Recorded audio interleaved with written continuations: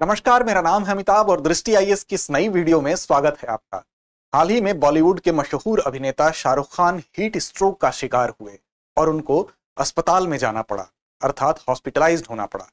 दरअसल इसकी वजह हीट वेव थी और हीट वेव की अगर बात करें तो ये सिर्फ हमारे जीवन और स्वास्थ्य के लिए ही नहीं, बल्कि ये हमारे शारीरिक, मनोवैज्ञानिक और सामाजिक स्तर पर भी एक गंभीर खतरा, गंभीर प्रभाव उत्पन्न करता है।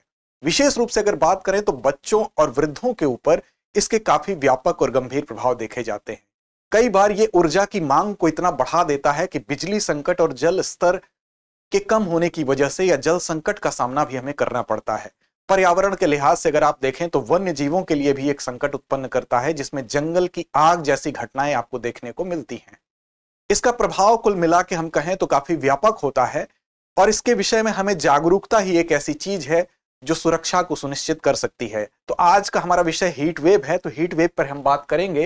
हीट वेव और हीट स्ट्रोक जिससे बॉलीवुड अभिनेता पीड़ित हुए, सिर्फ बॉलीवुड अभिनेता के पीड़ित होने की बात नहीं है, ये इसके व्यापक प्रभाव की तरफ इंगित करता है कि इससे सामान्य जन पर, विशेष रूप से बच्चों और बुजुर्गों पर कितना गंभीर असर हो सकता है।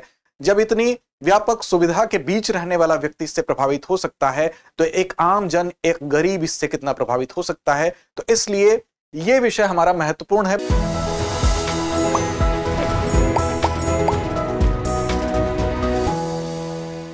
बात हम खबर की कि क्या है हीट वेव, इसको हम समझेंगे।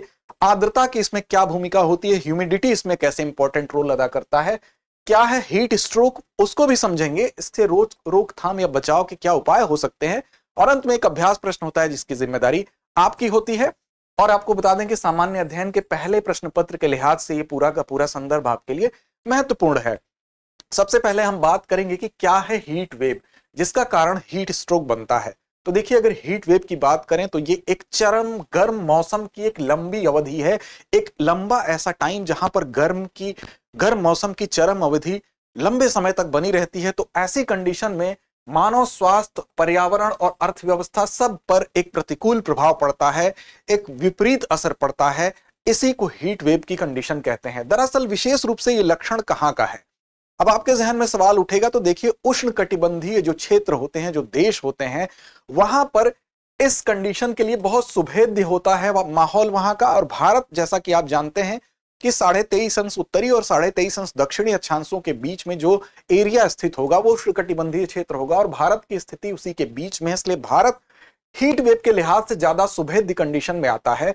अब आईएमडी के जो कुछ मानदंड हैं, इसके लिए भारत में अगर आप देखेंगे, जो इंडियन मेट्रोलॉजिकल डिपार्टमेंट है उसने कुछ क्राइटेरिया बनाया है कि कितना टेम्परेचर या कितना विचलन, कितना डेविएशन टेम्परेचर में होगा तो हीट वेव की संज्ञा उसको दी जाएगी। इसके लिए जो मानदंड बनाए गए हैं, तो मैदानी इलाकों के लिए कहा जाता है कि 40 डिग्री सेल्सियस जो टेम्परेचर है वो अगर होता है, उससे ज्यादा होता है, तो वहां पर हीट वेव की स्थिति उत्पन्न हो सकती है। वहीं पहाड़ी इलाकों के लिए 30 डिग्री सेल्सियस और जो तटीय इलाके हैं वहां के लिए 37 डिग्री सेल्सियस अर्थात 37 डिग्री सेल्सियस तापमान बताया गया है हीट वेव की एक कंडीशन के लिए आईएमडी के द्वारा।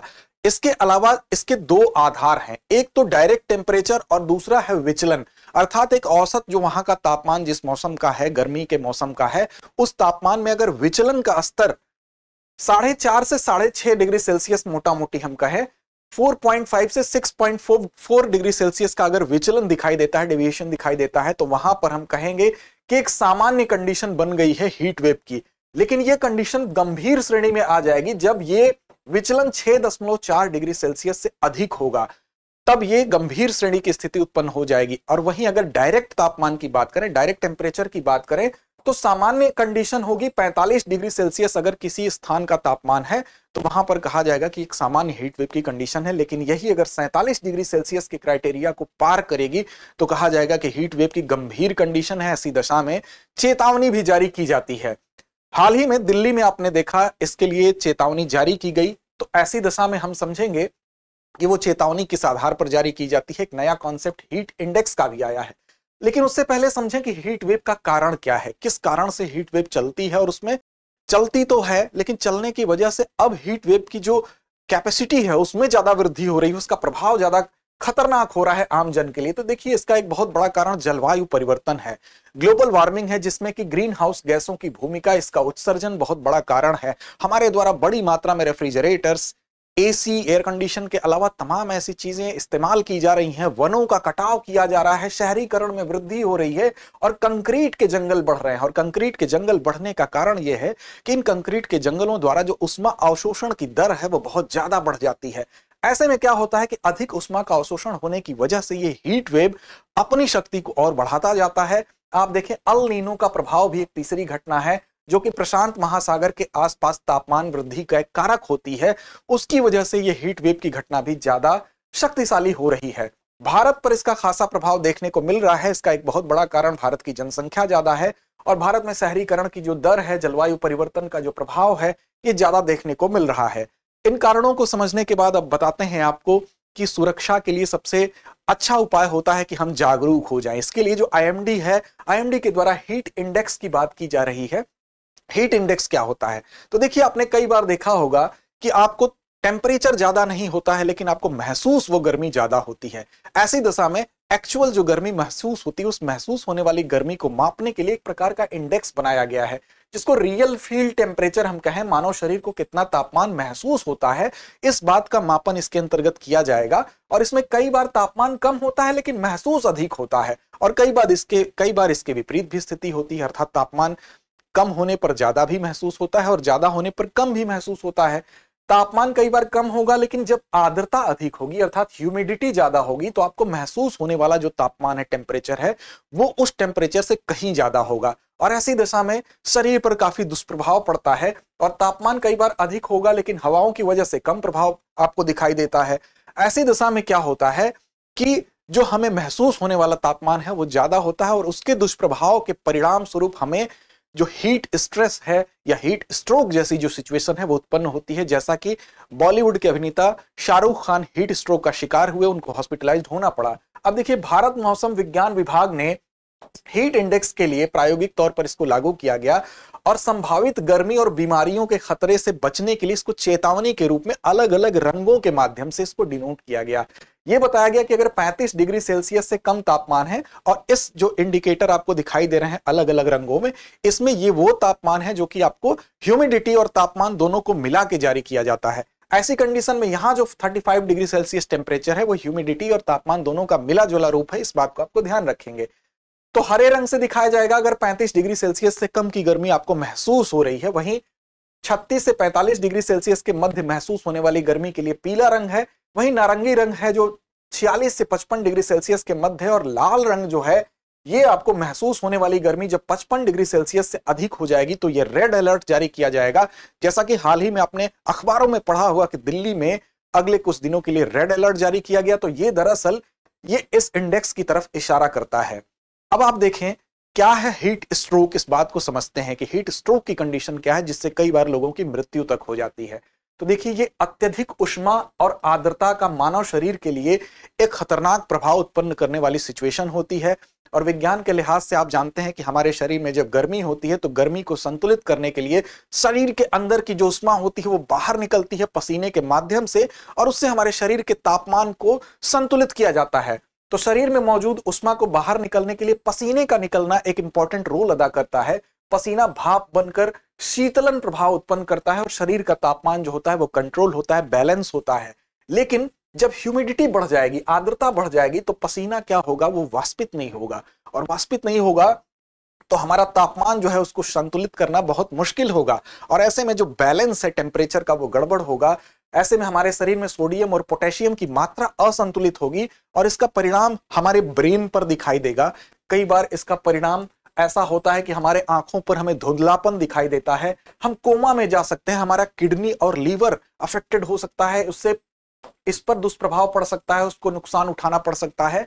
अगर ये सारी अलग अलग जो घटनाएं हैं, ये अलग अलग प्रभाव हैं, ये हमको स्ट्रेस में डाल सकते हैं जिसको हीट वेव स्ट्रेस की कंडीशन कहेंगे। लेकिन अगर ये सारे प्रभाव एक साथ उत्पन्न होने लगे तो ऐसी दशा में आपको हीट स्ट्रोक का सामना करना पड़ेगा सामूहिक रूप से, जिसको हम उष्माघात कहते हैं, जिसमें शारीरिक तापमान आपका 40 डिग्री सेल्सियस से अधिक होने की कंडीशन में ये सारी घटनाएं जब एक साथ होंगी तो उष्माघात या हीट स्ट्रोक की कंडीशन होगी, जो कंडीशन शाहरुख खान के केस में हुई। अब इसमें कई बार मृत्यु तक हो सकती है।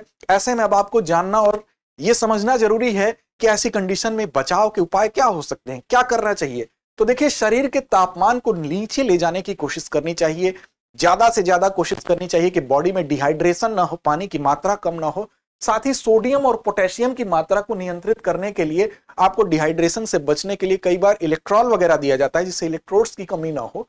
तो डिहाइड्रेशन से बचने की कोशिश, शरीर के तापमान को नियंत्रित करने की और पोटेशियम सोडियम की मात्रा को कंट्रोल करना आपका प्राथमिक लक्ष्य होना चाहिए।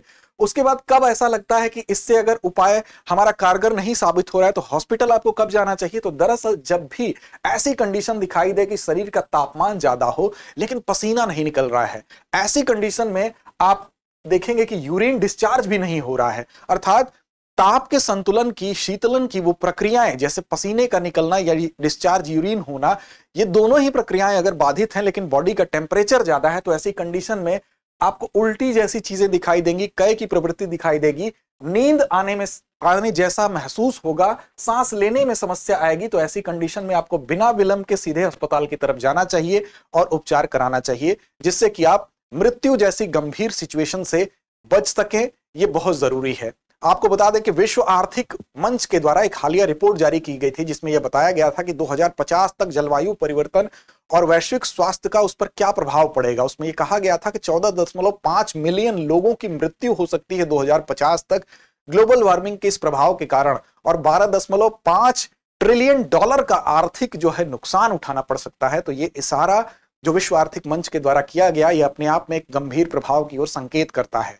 तो आप ध्यान रखेंगे। और हीट इंडेक्स का बेसिकली जो लक्ष्य है वो है कि सार्वजनिक स्वास्थ्य की रक्षा के लिए कैसे सक्रिय रूप से लोगों की रक्षा की जाए, इसके लिए हीट एक्शन प्लान कैसे तैयार किया जाए। तो इस लिहाज से इन सारे जो संकेतक हैं, इसके माध्यम से जो भी आईएमडी के द्वारा चेतावनी जारी की जाती है, तो हमारा आपका दायित्व होता है कि हम उस चेतावनी को गंभीरता से लें और अपने बचावों के लिए इन सारी बताई गई सुविधाओं का, इन सारी बताई गई चीजों का ध्यान रखें, जिससे कि हम अच्छे और स्वस्थ तरीके से अपना जीवन यापन कर सके। अब लास्ट में एक प्रश्न है जिसकी जिम्मेदारी हमेशा की तरह आपकी होती है। आपसे उम्मीद है इसका जवाब आप कमेंट बॉक्स में दें। हीट वेव के लिए तटीय क्षेत्रों में मानक तापमान का स्तर कितना होना चाहिए, कितना निर्धारित किया गया है? 40 degree Celsius, 30 degree Celsius, 37 degree Celsius, या इनमें से कोई नहीं? तो उम्मीद है आप सही और सटीक जवाब जरूर देंगे। लड़ते रहें, अपने लक्ष्य की ओर बढ़ते रहें। डियर व्यूअर्स, अपने एग्जाम की तैयारी को और बेहतर करने के लिए हमारे चैनल को लाइक, शेयर और सब्सक्राइब करना न भूलें।